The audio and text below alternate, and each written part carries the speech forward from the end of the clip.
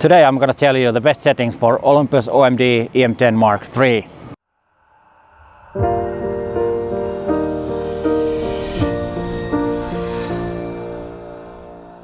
Hi there, I'm Peter Forsgren, an Olympus visionary from Helsinki, Finland. And before we start, let's check out what this guy has to say. If you're new here, please consider to subscribe to my channel and hit that bell so you get notified when there's a new video online. I post 2 videos a week, on Tuesdays and on Fridays. And my channel is all about you getting to be a better photographer. Setting number 1. I will set the super control panel to be active from the special menu C1. You can choose the super control panel to be active on all different exposure mode settings. I find the super control panel is the fastest way to change settings while making images. And setting number 2.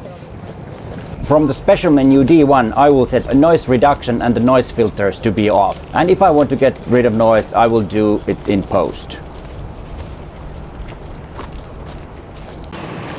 Setting number 3. I set the color space to Adobe RGB. I like to use Adobe RGB because there is a lot more color information than sRGB.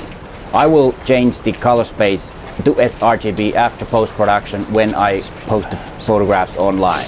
But if you only shoot JPEGs, sRGB will be fine.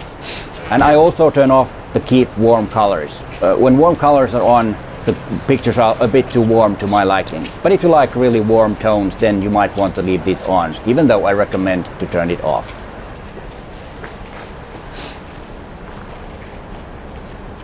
That was a good tip, but the guy goes a bit too fast. Maybe he slows down for the next one. And setting number 4. From the special menu H1, I will turn the EVF auto switch off. I would like to use this button to toggle between EVF and LCD, even though the switch button is not in a very convenient place. And then tip number 5.